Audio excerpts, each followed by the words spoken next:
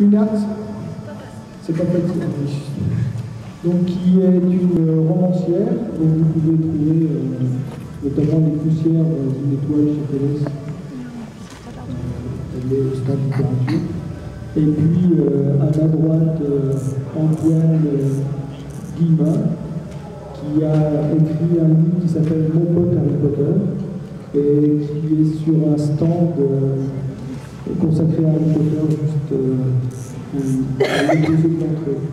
Donc vous verrez notamment la bande-annonce du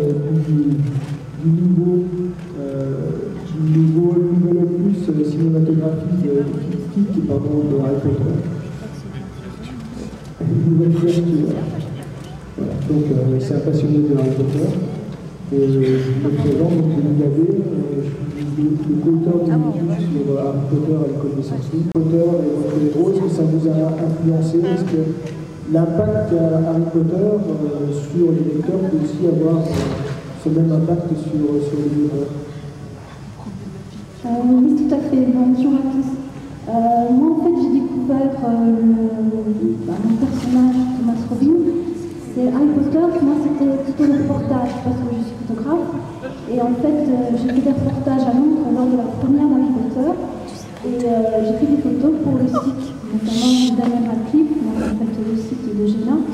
Et c'est comme ça que j'ai découvert en fait un jeune homme qui était propulsé dans le monde des adultes. Et je me suis posé la question, qu'est-ce qu'il doit penser, qu'est-ce que doit vivre un garçon qui n'est plus tout à fait dans le monde des adolescents, mais qui est déjà dans le monde des adultes et qui est comme ça un peu en porte-à-faux. Et je veux dire que moi, c'est un seul rapport que j'ai eu un peu secondaire par rapport à Harry Potter. C'est un rapport à se dire comment vivent ces jeunes acteurs qui sont propulsés à un âge encore très jeune. Et ces adaptations cinématographiques. Mais en fait, on peut dire qu'il y a trois grandes adaptations. Il y a le premier cycle de Chris Columbus, puis après on a Alfonso Cuarón et puis Mike Newell, pour ceux qu'on connaît. Alors je dirais que, pour ma part, c'est juste mon opinion personnelle, ce qui est pour moi un petit peu dommage, c'est que justement, on n'a pas la possibilité de se référer à une œuvre globale parce que chaque réalisateur a apporté un peu sa propre adaptation. Bon, ça c'est mon opinion personnelle. Moi j'aimais beaucoup chaque adaptation, mais le problème c'est que chaque fois qu'on passe d'un réalisateur à l'autre, on a l'impression de repasser dans un monde différent parce qu'il n'y a pas une continuité entre un monde et l'autre. On a l'impression qu'un réalisateur met en avant plutôt sa façon de réaliser un film et que ça passe après l'œuvre d'Harry Potter. C'était un petit peu mon impression. Maintenant, moi, ce que je trouve peut-être un petit peu dommage, mais ça aurait peut-être été difficile, c'est que ça aurait peut-être été préférable qu'on puisse adapter les Harry Potter quand tous les livres auraient été terminés. Parce que là, on a l'impression qu'on ne sait pas exactement où on va et qu'on ne sait pas ce qui sera finalement important et ce qui le sera moins. On gomme dans chaque film, on enlève plein d'éléments qui sont très riches dans les livres et qui sont parfois ces petits détails qui apportent des choses essentielles. Et puis finalement, on ne sait pas si ces détails finalement peut-être n'auraient pas une importance finale sur le dernier, le rebondissement à la fin. Alors moi, c'est ça qui me manque un petit peu. C'est vraiment une réalisation globale, d'une œuvre globale. Et comme on ne connaît pas la fin, c'est un peu difficile. Je ne comprends pas comment on peut adapter les films sans savoir la fin de l'histoire. C'est ce qui me gêne un peu.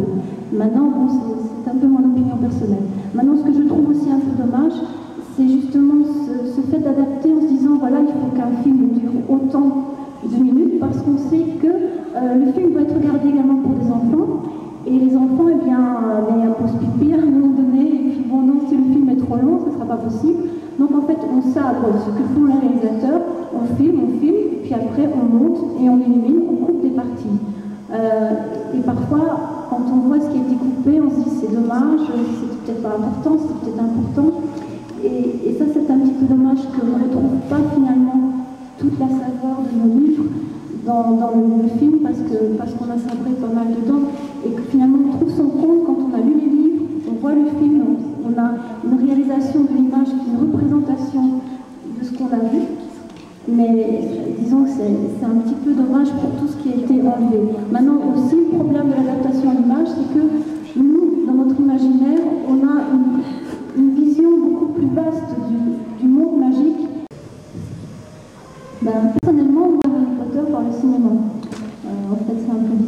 comme moi je suis plutôt dans le monde de l'image, j'ai fait par curiosité, j'ai découvert Harry Potter et je pense que c'est ça aussi qui a propulsé réellement les livres d'Harry Potter également, c'est le cinéma. Parce qu'au départ, bien sûr on vend les livres, mais les livres c'est quand même quelque chose qui demande un effort intellectuel. L'image c'est quelque chose qui est accessible à tous. Et je crois que beaucoup de gens ont été voir Harry Potter au cinéma. Je pense que si c'était resté un phénomène littéraire, il aurait été beaucoup moins important. Donc, J.K. Rowling écrit Harry Potter est adapté au cinéma, et il y a une espèce comme ça d'effet miroir qui fait qu'à la fin, les gens qui vont le voir au cinéma s'intéressent après à Harry Potter et retournent à la lecture. Et je pense que c'est ça aussi qui a fait le succès d'Harry Potter. C'est que beaucoup de gens comme moi aussi ont commencé par le voir au cinéma, puis se sont intéressés au film, et puis après ont redécouvert le monde dans le livre, et puis après les livres sont un monde imaginaire qui est bien sûr appréciable et que j'adore, mais je trouve dans les films ce qui est très touchant, c'est de pouvoir voir les personnages représentés, pouvoir leur donner une image, pouvoir s'y attacher. Bon, maintenant il y a le problème, c'est un peu d'assimiler un peu trop l'acteur à Harry Potter. C'est ce qui s'est passé dernièrement pour Daniel Radcliffe lorsqu'il a voulu faire sa pièce de théâtre et lorsqu'au départ il y a eu un petit tollé, tellement il a été assimilé au personnage. Je crois que beaucoup de gens, lorsqu'ils vont au premier, Harry Potter au départ, n'allaient pas voir Daniel Radcliffe. Ils voulaient tellement croire en ce sorcier qu'ils allaient voir Harry Potter, ils voulaient voir Harry Potter, c'était lui. Et je crois que c'est ça, on avait besoin à un moment donné de se le représenter, on avait besoin de le voir, on avait besoin d'avoir une représentation. Moi je suis bon public et je pense que c'est très... J'adore aller voir Harry Potter au cinéma parce que même si dans les livres on a plus de détails et même si le cinéma est un petit peu réducteur, eh bien moi je trouve que c'est touchant de voir ce monde représenté en images, les effets spéciaux, tout ce que nous permet maintenant la magie du cinéma fait qu'on perd bien sûr certaines séquences du livre, mais la représentation du monde général. Parce qu'après les traduits, il faut le lire en anglais. Pour moi, il faudra attendre Noël. Voilà. Oui, c'est vrai qu'il y a des enfants qui vont l'acheter en anglais, qui vont le lire en anglais, alors que quand leur prof d'anglais leur demande d'apprendre leur verbe virgulé, ils n'ont rien à faire. Harry Potter dans le texte, ils arrivent à le lire.